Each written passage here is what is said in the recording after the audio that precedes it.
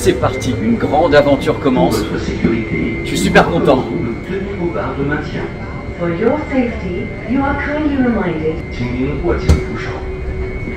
Je suis super content, c'est une nouvelle aventure qui commence, départ pour Los Angeles.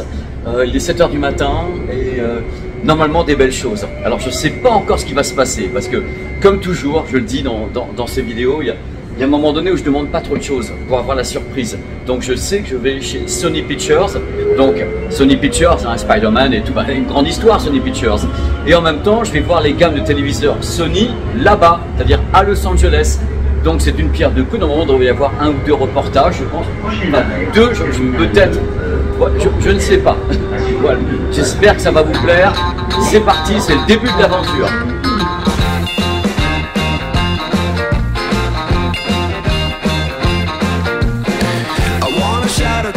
So they know my sweet baby loves me so.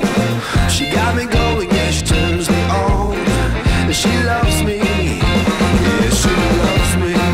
And it blows my mind. Yeah, it blows my mind. She's my lover.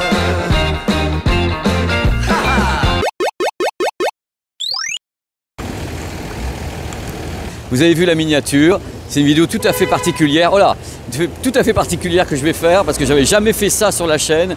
Pourquoi? Parce que, ok, des gammes de produits, j'en ai fait plein. Voilà, je vais rentrer dans le bus tout de suite. Des gammes de produits, j'en ai fait plein. J'ai fait plein de trucs. Mais cette fois-ci, attention, c'est présentation des gammes de produits donc Sony Télé ainsi que Sony barre de son directement chez Sony Pictures. L'endroit où nous allons aller dans quelques instants. On arrive chez Sony Pictures. Ça c'est un moment d'émotion incroyable. On l'a en toit panoramique en plus. Il y a un truc qui moi m'avait marqué quand j'avais visité la dernière fois, c'est ça. Le petit château d'eau marqué Sony Pictures. Vous allez voir, j'y crois pas. Voici le staff de Sony qui est ici. Hello, how are you? Il y a le tapis rouge en même temps. Je pense que tout va être filmé aujourd'hui. Ouais, également notre session va être filmée par des professionnels qui sont là et qui vont donc s'équiper. Et voilà, on a le tapis rouge, on a tout. Hello. C'est ici qu'on va donc nous présenter les gammes. Depuis Sony Pictures, ici, j'ai quand même quelques interrogations avant de monter dans les hauteurs. Première interrogation, qu'est-ce que je vais avoir le droit de filmer? On est chez Sony Pictures, donc ça peut être un peu touchy avec certains extraits, trucs comme ça. Je vais faire le maximum pour vous filmer le maximum de choses en toute légalité, si je peux dire. Et si vous voyez des gros stickers à l'écran, c'est que c'est des images protégées par des droits. Deuxièmement, mon interrogation est assez gigantesque concernant la proportion de téléviseurs mini LED et proportion de téléviseurs OLED cette année. J'avoue que vous l'avez vu sur la chaîne, il y a eu une vidéo avec un billet d'humeur qui disait oui, alors Sony n'arrête pas du tout l'OLED en 2024. Soit c'est acté, Sony n'arrête pas l'OLED en 2024. Ça va donc continuer cette roue de la fortune magique de l'OLED. Mais attention, dans les gammes qu'on va proposer maintenant, parce que je ne sais pas ce que je vais voir, quelle est la proportion de téléviseurs LCD mini LED et OLED QD OLED? Parce que je me méfie malgré tout du discours des marques. Bonjour madame, bonjour monsieur. Je me méfie beaucoup du discours des marques qui disent voilà, nous on n'arrête pas et tout, parce que c'est un acte commercial de vous dire qu'ils n'arrêtent pas. Mais sur le terrain, il se passera quoi tout à l'heure au 4e étage ici? C'est ce qu'on va voir dans cette vidéo. Donc ici, il y a 40 confrères américains, il y a toute la presse européenne et j'ai pas trop le droit d'aller filmer dehors parce qu'il y a des trucs en cours. Donc je reste un petit peu dans le coin à l'entrée de la porte. Vous voyez ici le logo Spider-Man. Je sais que là-bas il y a des tournages et je ne peux pas aller. Donc je me contente de rester ici dans les studios de Sony Pictures. Ma frustration est gigantesque. Alice, voilà, c'est une partie de la délégation française. On est les meilleurs de toute façon. Mais pour le moment ils laissent monter les Américains. J'ai vu un truc. C'est uniquement les Américains pour commencer. Et puis après, allez, on y va. Moi je vois un ascenseur, je monte dedans. 4e étage. C'est là que ça se passe. Je pense qu'il y a un comité d'accueil. Je sais pas où je vais. Oh la vache. Oh non mais c'est pas possible. C'est un plateau de tournage en fin de compte. Vous avez en haut les éclairages. C'est salle de réunion et plateau de tournage. C'est l'endroit où on va passer une partie de l'après-midi et je pense, si ce que je sais est vérifié, je pense que là, maintenant, ici, tout à l'heure, il va y avoir des réalisateurs. Je pense en effet qu'il y a des gens qui vont être ici et qui vont être des grosses pointures. Donc Voilà, j'essaye de voir avec le prompteur, ce qui était le mec déjà avant. Le prompteur, qu'est-ce qu'ils disent? Interdit aux Français, voilà, c'est ça le prompteur. Là, une superstar. Hello, Vincent. Et là, eh bien écoute, ils vont nous dévoiler un téléviseur. Je dis bien un téléviseur sur le premier jour du voyage, mais c'est pas la gamme de téléviseurs, c'en est un qui est là. Alors peut-être c'est un OLED, peut-être c'est un mini LED. Et tout à l'heure, il y aura bien sûr 3 personnes ici, dont à mon avis réalisateurs, qui vont nous dire à quel point c'est formidable de pouvoir tourner avec des caméras Sony, faire de la post-production avec Sony, pouvoir bien sûr diffuser tout ça sur les téléviseurs Sony. C'est vraiment l'écosystème pour l'écosystème. Sony est une des seules marques au monde capable d'avoir vraiment la chaîne complète de fabrication d'une image et d'un son depuis le début. Donc ça peut être la pré-production, donc le tournage, après la post-production et la diffusion chez vous. Donc c'est entier, c'est pour ça qu'ils ont Braviacor, leur propre plateforme de streaming. Ils sont totalement indépendants s'ils le veulent dans leur écosystème. Et c'est ce qu'ils vont... Alors oh, j'ai les slides ici, qu'est-ce qu'ils vont nous dire? Attendez, le mec il commence avant. Partenaires, Prime Video, IMAX, Sony, Braviacor, bah on y est. Voilà, il y a les modèles qui sont là. Mais c'est écrit en tout petit, je ne vois rien du tout. Voilà, là, le truc, j'ai la haine. Voilà, oh là là. Vous vous rendez compte? Est-ce que vous vous rendez compte un petit peu de ce qui se passe dans cette vidéo? Bon, à partir de maintenant, je ne vais plus filmer. Vous aurez des images que je vais commenter et autres. Voilà, c'est parti. Bon, on va faire un petit débrief parce que c'est tout ce que je peux faire, étant donné qu'on n'a pas le droit de filmer grand chose. Alors c'était un grand moment quand même parce que derrière moi, il y avait tout à l'heure, voilà, à 3 mètres de moi, le réalisateur de Top Gun Maverick qui était là, donc à parler un petit peu bien sûr de son film, des techniques, on va en parler justement ensemble. Il y avait également quelqu'un qui était un directeur de la photo qui s'appelle Claudio, quelqu'un de très très célèbre qui a bossé sur Benjamin Button, qui a bossé sur Oblivion et tout, avec justement Joseph qui est le réalisateur de Top Gun Maverick. Il y avait quelqu'un qui est responsable de la partie technique de Prime Video, donc tout ce qui est Prime, les séries télé, les lives, tout ça, donc lui était responsable de ça, parce qu'il y a un partenariat justement entre Sony et Amazon Prime. Et il y avait vraiment plein de gens qui étaient ici, qui étaient très très sympas. Donc le truc marrant, c'est que bien sûr, ils se sont efforcés de nous faire comprendre un truc super important à leurs yeux. Ce qui est normal, ce sont des gens qui font du cinéma, qui le créent techniquement. Ils disent voilà, le problème, c'est que nous, on crée. On crée techniquement en travaillant HDR et les gens ne se rendent pas compte à quel point c'est compliqué de faire du HDR, tous ces détails. Le monsieur, le producteur de The Boys a dit je mets 18 mois à faire une série de The Boys parce qu'en effet, on a tous les détails de tournage, on travaille sur la colorimétrie, on travaille sur les tournages des couleurs, sur le HDR, le gamma, tout ça, pour avoir la meilleure image possible. Et bien sûr, ils disent que le problème est tout simple, c'est que, étant donné qu'eux créent un produit qu'ils considèrent parfait, c'est-à-dire parfait par rapport à leur vision, ils disent c'est normal qu'on veuille que les gens aient également la possibilité de la voir de la façon la plus parfaite possible. Alors bien sûr, ce qui se passe, c'est qu'ils disent on est chez Sony, hein. On est chez Sony, donc ils vont dire, bien sûr, les téléviseurs Bravia, la nouvelle gamme Bravia permet justement d'avoir quelque chose qui est très très fidèle à notre pensée, à ce que l'on a fait et tout, parce que les téléviseurs sont ci, ça. Il y a un truc important qui a été fait tout à l'heure, c'est l'annonce d'Amazon Prime, qui dit que maintenant Amazon Prime va avoir un mode Amazon Prime Calibrated. C'est-à-dire qu'en effet, il y a un pré-réglage Amazon Prime qui sera a priori reconnu par les téléviseurs Bravia et d'autres certainement, qui va justement d'avoir un étalonnage parfait, c'est-à-dire en effet la fidélité complète entre la source et ce que vous avez, comme il y a avec Netflix Calibrated ou comme il y a quelquefois avec le Filmmaker Mode. L'idée c'est d'avoir en effet une image qui ne parte pas en vrille, c'est d'avoir une reconnaissance de la part du téléviseur, du fait que c'est un contenu Amazon Prime et que de ce fait il y a un calibrage qui se cale, c'est-à-dire la colorimétrie, la couleur, le machin, le truc. Ils ont insisté sur un truc que moi je trouve important également tout à l'heure, ces réalisateurs, ces producteurs, ces coloristes, en disant ce qui est important c'est également ce que les gens ont chez eux dans le type d'environnement, c'est-à-dire qu'on n'a pas la même perception d'une image en plein jour qu'en pleine nuit, dans le noir complet. Voilà, c'est très très compliqué. Donc eux bien sûr disent que les téléviseurs maintenant ont des capteurs et autres qui permettent justement de savoir si c'est jour ou nuit et d'ajuster l'image. Mais en fin de compte c'est un tout, c'est-à-dire à la fois avoir une colorimétrie qui soit fidèle à ce que eux ont fait. Donc ils travaillent en HDR, Dolby Vision, ils travaillent tout ça. Ils disent voilà, on veut pas que le travail soit ruiné, ce qui est normal. Et ils estiment que certains systèmes permettent d'avoir justement une fidélité au niveau de la lumière, au niveau des intentions, de la profondeur d'image et autres.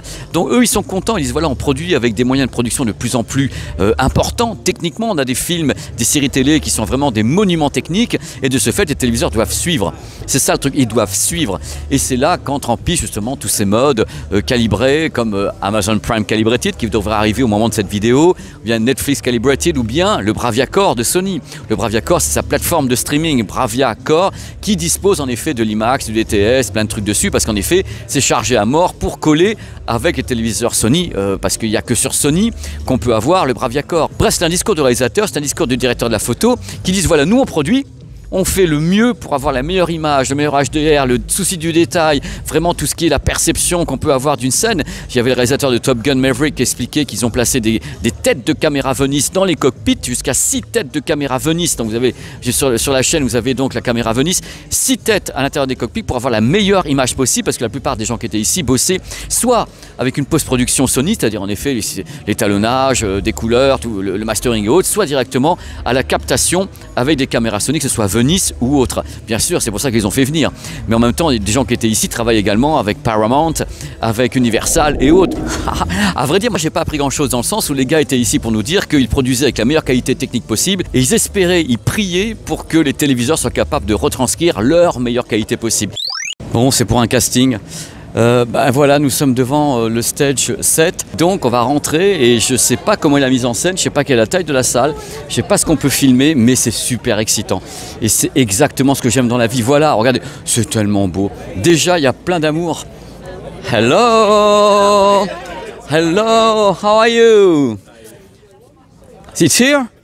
And action. Oh, j'adore, c'est un studio de cinéma. J'adore ça, c'est génial. C'est fou. Voilà, je vous fais une deuxième fois parce que le secret de l'endroit, vous avez vu une première approche, c'est que c'était un plateau virtuel. C'est le plus grand plateau virtuel de Sony Pictures. Alors vous avez plein de vidéos sur la chaîne sur le plateau virtuel. Donc vous avez ici le monsieur, donc l'opérateur qui est avec une Venice. La Sony Venice est ici avec le monsieur et vous avez donc la possibilité de bouger dans l'espace. Là, Sylvain et devant celui-ci, on a les téléviseurs, on n'a pas encore les libellés des téléviseurs. Il y a de l'OLED, mais il faudra trouver lequel. On ne sait pas où il est. Oh, c'est génial! Oh, la mise en scène, ils sont en train de te faire une présentation de gamme cette année sur un plateau virtuel chez Sony Pictures. J'en avais vu des choses dans ma life, hein, mais là, c'est d'une beauté. Oh là là, je vais vous faire un grand angle. Ça sera plus joli encore. Donc, là, vous avez un produit, il ne sort pas en France celui-là. Mini LED. Je vous mets la référence à l'écran de celui-ci, Mini LED. Mini LED. Et l'OLED. L'OLED, voilà, de cette année, avec le quad. Je vous ai déjà parlé du quad. Le petit Sylvain est là. Il a déjà sorti son microscope. Le Bravia 8, donc nouvelle OLED, c'est de l'OLED classique. C'est pas du QD OLED. Voilà, le QD OLED, c'est le A95L qui reste actuellement en gamme. Et la nouvelle bestiole, c'est ça quand même. Nouvelle OLED. Bravia 9, c'est le haut de gamme du mini LED. C'est le plus lumineux. On est tous ici, on voit qu'il est très très lumineux celui-là. Hein. C'est à l'œil nu, on se disait oh là là, il se passe quelque chose. Là-bas, il y a l'autre, mais celui-ci, le 9, on sent qu'ils ont appuyé sur tous les boutons. Hein. Alors sachez quand même qu'on sent, qu'il y a une petite poussée du mini LED, mais le côté rassurant, c'est qu'on garde le QD OLED en gamme pour 2024-2025 et nouveau téléviseur OLED. On se rassure comme on peut parce que quelque part, même moi, je vous avoue franchement, je suis toujours transparent avec vous. Quand on me disait ça, je disais bon ok, pourvu qu'ils me pipotent pas, pourvu qu'ils me disent pas des choses qui vont pas arriver, parce qu'il y a quand même beaucoup de rumeurs autour de ça. Est-ce qu'il y aura en effet un nouveau téléviseur OLED dans la gamme 2024 ou autre? Et ben voilà, il est devant et ça m'enlève un poids parce que j'avais peur. Pour vous, pour nous, pour la communauté, on va pas se mentir, les gens qui me regardent, coucou les petits loulous, aiment beaucoup l'OLED, mais c'est vrai que j'avais quelques petites inquiétudes quand même du fait que peut-être certaines choses allaient se passer autour de l'OLED cette année, mais non, dans les gammes, il y a ce qu'il faut. Salut Sébastien. Salut Pépé. Je suis content de te voir. Eh ben écoute, moi aussi, ouais. Et puis en plus, bon, malheureusement, tu n'étais pas avec nous à Los Angeles. Et non, j'ai pas eu cette chance. Et ouais, donc du coup, séquence de rattrapage, mais super importante parce qu'on a tourné des tas de trucs à Los Angeles, mais on n'a pas eu de super détails des gammes. C'est-à-dire qu'on nous a dit, voilà, ils arrivent, vous avez vu les images, c'est formidable. Tu sais que ça a rassuré les gens déjà de savoir qu'il y a de l'OLED. Je me doute, on n'allait pas abandonner l'OLED. Mais tu sais que je t'ai parlé des rumeurs et tout, mais c'était du délire. Les gens ont dit, ça y est, il n'y aurait pas d'OLED dans les gammes 2024, et il y en a. Alors ce qui est important avec toi maintenant, c'est d'essayer de rentrer un petit peu au cœur des produits. Déjà, la première chose, est-ce que tu as remarqué quelque chose sur le nom de nos produits? Bah oui, c'est bizarre, vous avez tout changé, y compris les barres de son et tout. Mais les gens, ils disent, oh là, mais qu'est-ce qui se passe? Mais pourquoi? Mais que se passe-t-il? C'est cosmique. Exactement, on a voulu simplifier le nom de nos produits cette année et avoir quelque chose de centré autour de l'univers du cinéma. Donc on va utiliser maintenant pour nommer nos TV Bravia avec un numéro Et puis pour les barres de son, ça va être Bravia Theater et un numéro ou une référence également. Donc vraiment pour communiquer autour de l'ensemble de l'écosystème Bravia pour reproduire l'expérience cinéma à la maison. Mais ce qui est fou, c'est que du coup, quand on met Bravia 7, 8, 9, on ne sait pas lesquels sont les OLED ou les, voilà, Par contre, tu gardes le QD OLED avec la même référence. On garde le QD OLED, donc le A95L, Ouais. effectivement, qui lui est un TV qu'on a lancé en septembre de l'année dernière, En qui est déjà retard. extraordinaire. C'est pour ça que vous ne l'avez pas renouvelé. Il était lancé en retard quand même un petit peu. Là-dessus, il a été lancé au moment où le télé était prêt et où il a Par eu contre. un très bon retour de ta part notamment. Ah, moi je ne sais pas qui je suis. Donc voilà, oui, c'est un télé extraordinaire, très qualitatif, avec une très belle image QD OLED sur le marché. Donc il Répète continue. le mot QD OLED. Toi, tu dis bien QD OLED. Hein. Oui, bien sûr. Aujourd'hui, il faut que le client soit conscient de ce qu'il achète, quelle techno est présente dans son téléviseur. Donc pour bien faire la différence entre les différentes technos qui existent et surtout les usages associés, parce que c'est ce qui est très important. Une techno va aller avec un usage, mais aussi un environnement à la maison. Donc c'est aussi pour ça, tu l'as dit tout à l'heure, hein, qu'on a développé plus le mini LED dans notre gamme cette année, parce qu'on sait que c'est une technologie qui est idéale quand on a un salon qui est lumineux à la maison et qui Enfin, nous permet de révéler tous les détails de l'image. Le QD, il est lumineux, hein, celui qu'on a testé. Hein. Le QD est lumineux, si. un mini LED est encore plus lumineux. Oui, mais c'est pas les mêmes technos. Mais c'est bien que dans tous les cas, et c'est pas une petite vanne envoyée à des concurrents qui veulent pas donner la différence entre QD OLED et OLED. J'en vois pas de vanne, moi. Non, toi non, c'est moi dont je parle, tu vois. Non, c'est pas pour envoyer une vanne à Samsung, mais au moins vous, c'est QD OLED, OLED, LCD mini LED, les messages sont clairs. Donc on va commencer par l'OLED, tiens. Tu lances donc un nouvel OLED en combien de diagonales ? Donc, il va y avoir un nouvel OLED cette année qui s'appelle le Bravia 8, d'accord ? Donc, le Bravia 8 qui sera disponible en 55, 65 et 77 pouces. Vous avez mis quoi dessus, cette OLED ? C'est une dalle donc OLED classique ? Alors, c'est un produit qui va évoluer par rapport à la série A80L. Donc voilà, on connaît toujours les technologies avec le Bravia XR, donc notre processeur avec intelligence cognitive qui va évoluer un petit peu. On va encore améliorer les contrastes, augmenter un petit peu aussi la luminosité sur ce TV. Mais surtout, ce qui est intéressant, c'est qu'il va être sur la même base que le A95L, donc avec des nouvelles fonctionnalités comme le PS Remote Play. Le PS Remote Play, c'est, je vais dire, un équivalent du PlayStation Portal, d'accord, qui permet tout simplement de se connecter à distance à sa PlayStation qui n'est pas donc connectée par exemple aux télé, donc via une connexion Internet, de streamer à distance sa PlayStation en connectant une manette DualSense sur le TV et puis en réveillant à distance sa PlayStation pour continuer sa partie parce que on est dans un autre endroit, la PlayStation n'est pas connectée au TV. Donc voilà, plutôt que de déplacer la PlayStation, on permet cette fonctionnalité-là. Ça arrive sur tous tes modèles 2024 ou uniquement sur les hauts de gamme comme le OLED ? Oui, bien sûr, sur les trois modèles, donc Bravia 7, Bravia 8, Bravia 9, vont tous les trois bénéficier de cette fonctionnalité-là en 2024, oui, bien sûr. Et ton nouvel OLED, Bravia Core à l'intérieur ? Bravia Core qui pour l'occasion va même se renommer en Sony Picture Core pour le coup, donc intégration complète aussi avec Sony Picture Core qui est aujourd'hui sur PlayStation 5 également, où on va rajouter dedans aussi du Crunchyroll bien évidemment, donc des contenus Crunchyroll qui seront accessibles sur Sony Picture Core, avec tous les prochains films là qui sont en train de sortir au cinéma en ce moment, qui seront aussi sur Sony Picture Core, et donc toujours avec la même offre, donc les trois ce sera très simple, 10 films offerts pour l'achat d'un TV Bravia, donc une valeur à peu près de 250 € si on prend un Blu-ray HD d'une valeur de 15 € en France, 24 mois de streaming illimité sur un autre catalogue. Donc, quand on arrive avec son TV et qu'on le met dans son salon, on a déjà du contenu haute qualité prêt qu'on peut regarder sur son TV. Donc sur le LED, que les gens sachent bien, c'est un produit qui est donc HDR, Dolby Vision, il y a le DTS dessus, la section audio, il y a quoi ? Qu'est-ce que tu as fait dessus ? C'est un produit complet, Dolby Vision, Dolby Atmos bien évidemment, IMAX Enhanced puisque le produit est certifié IMAX, les trois donc le DTS. sont. Voilà, donc DTS évidemment. Donc toutes ces technologies indispensables pour une expérience cinéma réussie à la maison. Voilà, donc nouvelle OLED. Donc 55, 65 et 77 pouces. Voilà, donc on va en tester un avec Sylvain pour voir un petit peu où on en est au niveau de ce que vous faites. C'est très bien qu'il y ait une gamme qui sorte en plus déjà du QD OLED qui va rester en gamme parce qu'il est récent.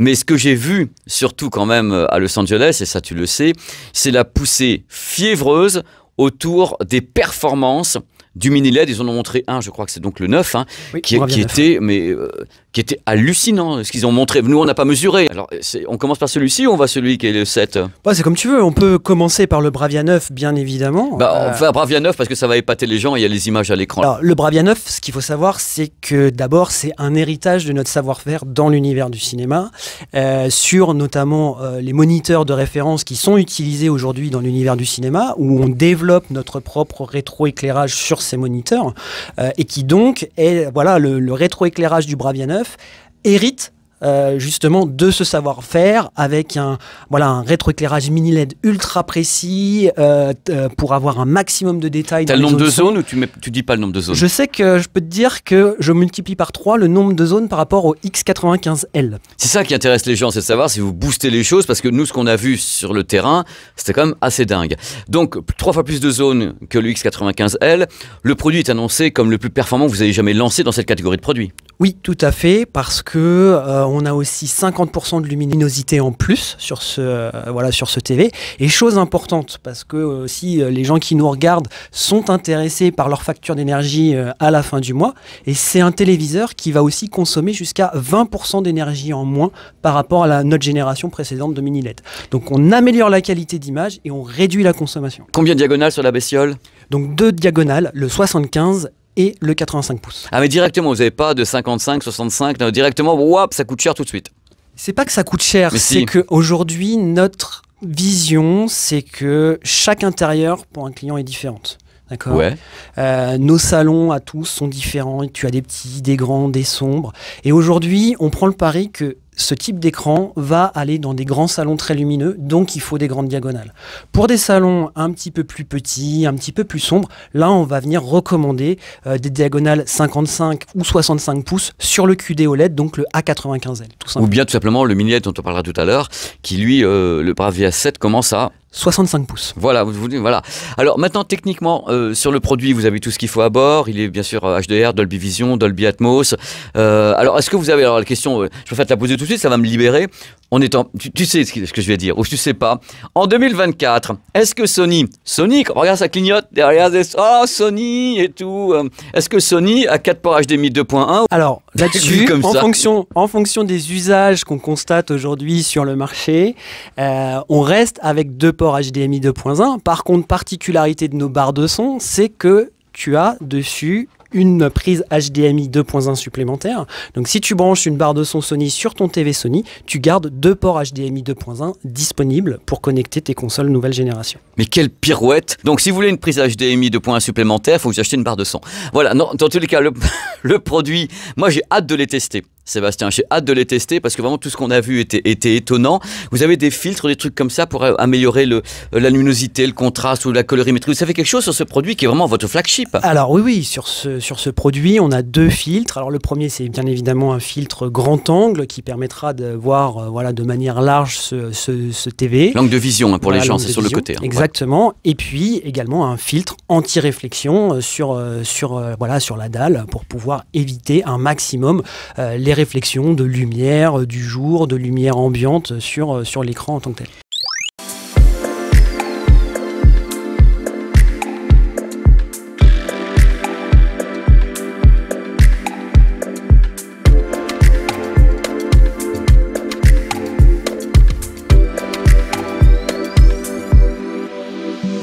Alors maintenant, il y a un modèle qui a été présenté également qui était intéressant, c'est le 7, le Bravia 7. Exactement, donc le Bravia 7 qui lui est un petit peu l'évolution aussi du X95L de l'année dernière.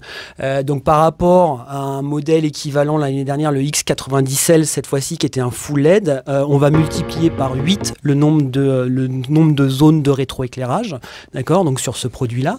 Et donc ça va nous permettre justement de proposer aux consommateurs une proposition chez Sony mini LED, plutôt entrée milieu de gamme, voilà, pour ceux qui veulent un produit équilibré, une expérience cinéma avec des beaux contrastes, un beau rendu de couleurs sur le TV, et puis voilà, préserver les noirs au maximum sur ce type de technologie. Alors, les diagonales du 7, c'est quoi pour la Donc vente? c'est 65, 75 et 85 pouces. C'est dingue parce qu'en mini LED cette année, enfin LCD mini LED, vous mettez rien en 55. Vous démarrez en 65 pour le mini LED et vous avez du QD OLED et de l'OLED qui est en 55. On ne communique pas sur la techno en tant que telle de prime abord. Le client, il a un usage, un certain type de contenu qu'il aime, il a un environnement à la maison. Un budget. Un budget aussi. Aussi, ça et compte. donc derrière l'idée, c'est de dire à monsieur le client, c'est voilà, vous avez cet usage, vous avez cet environnement-là à la maison.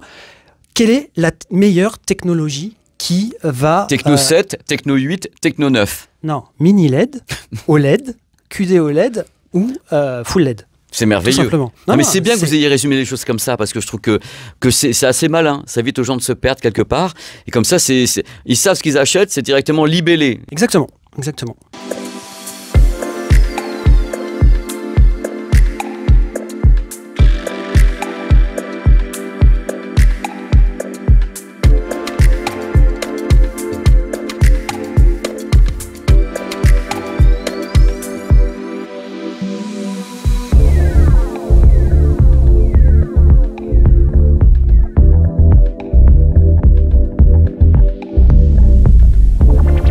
Tu sais que les gens attachent beaucoup d'importance aux pieds également et les problèmes de barre de son. Parce que même chez vous, quelquefois, ou chez d'autres, comment est-ce qu'on place la barre de son? Alors les pieds, c'est quoi sur ces gammes? Est-ce qu'on peut les... Alors, ce qui est intéressant, c'est que sur l'ensemble des 3 nouveaux produits qu'on lance cette année, on n'a pas 3, mais 4 positions pour les pieds, d'accord? Donc, les 3 positions standards qu'on connaît, pied écarté ras du meuble, pied écarté surélevé pour mettre une barre de son, ou pied centré pour ceux qui ont un petit meuble à la maison mais qui veulent une grande taille. Et donc la nouvelle, la 4e, c'est les pieds centrés surélevés pour pouvoir positionner sa barre de son juste devant le TV. D'accord. Tu sais quelle hauteur on peut ramener le barre de son? Je dirai après, mais il y a des barres de son qui sont hautes quand même. Alors, tout ce que je peux te dire, c'est que c'est les vôtres grandes. Voilà, exactement. Bravia Theater barre 8 et Bravia Theater barre 9 rentrent devant nos télés avec les pieds centrés. Est-ce que vous avez une nouvelle télécommande aussi? Parce qu'on a vu des trucs à Los Angeles, je ne suis pas bien percuté le truc. Alors, la télécommande, oui, évolue chez nous cette année, toujours avec cet esprit éco-responsable en tête, c'est-à-dire que cette nouvelle télécommande, non seulement est à maintenant faite avec 80% de plastique recyclé, elle est toujours rétroéclairée. Ce qui va être intéressant avec cette nouvelle télécommande, c'est qu'on va pouvoir la recharger en USB type C, donc avec le chargeur de son smartphone ou avec les prises USB de son TV directement, d'accord? Et donc en 2 heures de charge, on va avoir 4 mois d'utilisation. Et pour ceux qui ont une tendance à perdre leur télécommande, ça arrive, on a toujours cette fameuse fonction recherche où en utilisant l'assistant Google, on peut faire sonner cette télécommande pour nous aider à la retrouver. Donc justement sur les téléviseurs, vous avez Google Assistant, vous avez quoi? Vous avez Alexa, Google Assistant, vous avez Chromecast ou pas AirPlay 2? Je pense qu'aujourd'hui, on peut dire que notre OS est l'un des plus complets du marché. Oui, bien, Seigneur, mais ça veut... Voilà. Voilà, il explose derrière, c'est merveilleux. Ouais, il est content, tu vois. Il- Il aime bien. On est écouté, hein, c'est Google. C'est pas moi, je l'ai pas dit. Alors, qu'est-ce que tu as justement à bord de la non, gamme? voilà, il est très complet. L'assistant Google, tout l'univers Google avec Alexa plus de 10 000 applications. Alexa, bien évidemment. C'est encourageant. Exactement, j'ai hâte de les lancer, ces produits. Et j'ai hâte de les tester. Et puis encore, c'est bien parce que je suis content d'avoir fait ce reportage à Los Angeles chez Sony Pictures. Parce que je te garantis, vraiment, je te regarde dans les yeux, les gens étaient super inquiets sur le LED. Ils se sont dit, parce qu'ils ont entendu tellement de rumeurs, bah ça en 2024, il n'y aura pas de nouvelle gamme OLED chez Sony. Oui, j'en ai conscience. Après, aujourd'hui, il est hors de question d'abandonner l'OLED, simplement de diversifier sa gamme, de diversifier les technologies qui existent dans notre gamme pour que chacun puisse trouver voilà, le meilleur TV qui lui convient en fonction de ses usages. 7, 8, 9, on testera. Et merci Sébastien, c'était Avec grand cool. plaisir, Pépé. Merci à tous. Voilà, c'est la fin de cette vidéo. J'espère que ça vous a plu. Moi, j'ai tout donné. J'ai extrêmement heureux d'être là parce que j'ai eu une chance de folie de pouvoir faire cette vidéo ici aux États-Unis, à Los Angeles, à Culver City, dans les studios Sony Pictures, dans un des plus grands plateaux de production virtuelle que je connaisse au monde. Et c'était un moment vraiment d'émotion. dont vous avez eu le maximum d'infos que j'ai pu récolter au moment de cette vidéo et 3 semaines après. Parce qu'en fin de compte, moi j'ai fait cette vidéo 1 mois avant la parution parce qu'on avait ce qu'on appelle un embargo qui était bien sûr relatif à toutes les informations données ici. Mais dans tous les cas, c'est une expérience. C'est une expérience de faire ça ici. C'est incroyable, c'est incroyable. J'espère que vous avez aimé, que vous avez pris du bon temps avec moi, avec nous, vous avez eu des belles images. N'hésitez pas à commenter, les tests arriveront dans la foulée. Un peu de temps quand même, parce que je pense que les produits n'arrivent pas tout de suite. Donc on testera, a priori, avec Sylvain, dans tous les cas sur ma chaîne. On va tester bien sûr le nouvel OLED, ainsi que le mini LED haut de gamme, qui est juste derrière là, le M9 qui paraît-il casse la baraque et qui permet justement aux gens ici chez Sony Pictures quand même les amis, de dire ah bah tiens, le téléviseur il est comme nos moniteurs professionnels, c'est nous qui les avons réglés. Parce qu'attention, ce que disent les gens ici, c'est pour ça que dans cette vidéo vous avez eu plein de trucs, ils disent voilà, nous on produit, mais les gens qui fabriquent les produits, donc téléviseurs ou bien barres de son, ils viennent ici, ils parlent aux ingénieurs, ils parlent aux techniciens, aux coloristes en disant mais qu'est-ce que je dois faire exactement avec mon matos, et par rapport à ça, ils se donnent tous des conseils pour optimiser la qualité audio de vos produits, qualité vidéo de vos produits, parce que l'idée c'est ça, c'est d'avoir en effet quelque chose qui permette d'avoir une fidélité totale par rapport à ce qui se passe ici, sur les bateaux de tournage chez Sony Pictures. L'idée c'est en effet que ce soit un prolongement Sony Pictures qui arrive chez vous.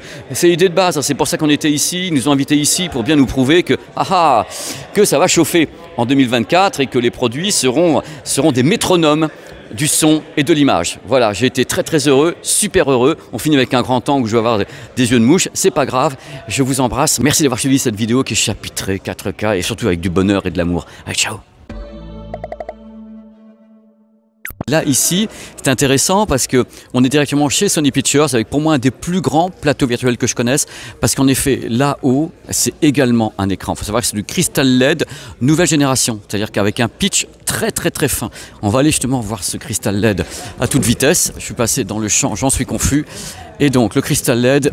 Voilà, le pitch, on va essayer de voir le pitch, voilà, il est extrêmement fin ce pitch, c'est un des plus récents. Donc c'est un écran qui est circulaire, ça permet d'avoir justement une vision sur là, je crois, c'est 240 degrés au moment de la captation sur ce plateau virtuel. Et c'est un monstre.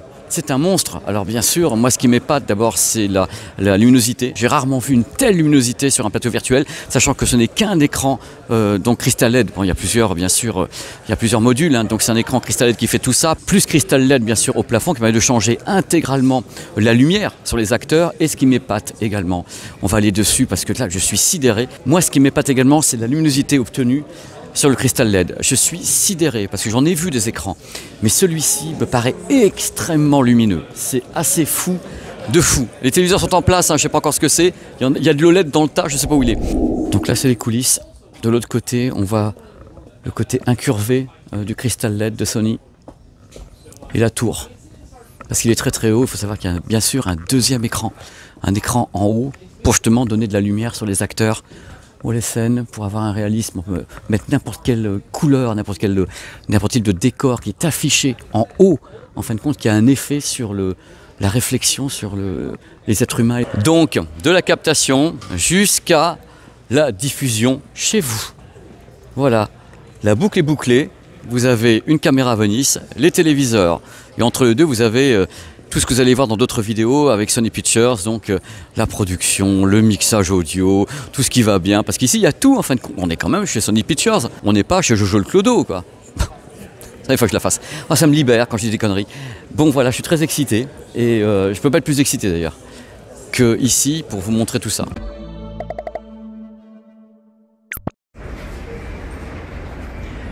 Ça y est, c'est parti. Embarquement pour Los Angeles. Je suis super content.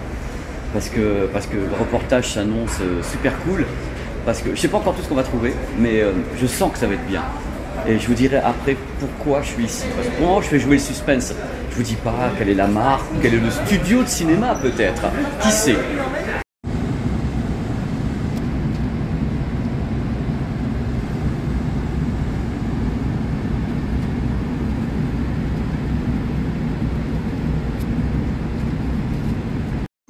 Bon, petit message quand même pour les gens qui viennent de temps en temps à Los Angeles. Il y a toujours un trick. Le trick, c'est que quand tu es dans l'aéroport, pour atteindre les gates de départ pour Air France, pour la France et l'Europe, en général, tu as carrément 10 à 12 minutes de trajet avec les escalators, enfin avec les trucs, les tapis roulants. Donc c'est toujours le trick. Parce que moi j'ai vu des gens courir comme des malades. Donc si vous venez faire un tour ici, attention, prenez bien en compte le fait qu'il y a une grande distance entre l'endroit où vous allez déposer vos bagages et l'embarquement. C'est même une des distances les plus longues que je connaisse, avec d'autres aéroports qui sont quand même assez sévères. Hein. C'est pas le seul, mais celui-ci, quand même, quelque part, il te permet de passer du bon temps, quoi. Hein, un peu de marche à pied, messieurs, dames. Avec un bon sac à dos. Et ouais, le globetrotter, tout ce que j'aime dans la life. Non, bah là, ça fait 12 minutes et c'est tout là-bas au fond. Donc c'est vraiment, moi j'ai vraiment vu des gens courir. Je crois qu'à un moment donné, j'en ai fait partie d'ailleurs. Des gens qui couraient, qui n'ont pas calculé leur truc. Et nous, on calcule pas, on se dit pas que c'est aussi loin. Il doit y avoir 1,2, 1,3 km quoi, entre l'endroit et puis le départ là-bas au fond. Donc, paye ton sprint. Donc là, c'est 202, moi c'est 206, donc c'est une des dernières gates que je vois ici. Il y a déjà plein de monde, donc des gens ont couru. Des gens ont déjà couru, ont été plus précautionneux que moi. Je me suis moitié endormi dans le lounge en même temps. Le pauvre gars, quoi. Moi, je suis là, je dis oh là là, j'ai le temps et tout. C'est vrai, j'ai le temps. Je prends toujours, regardez. On voit pas le soleil. S'il y a du soleil ici, je vais vous le montrer. Voilà. On a un très beau temps. Il a fait aujourd'hui. Regardez.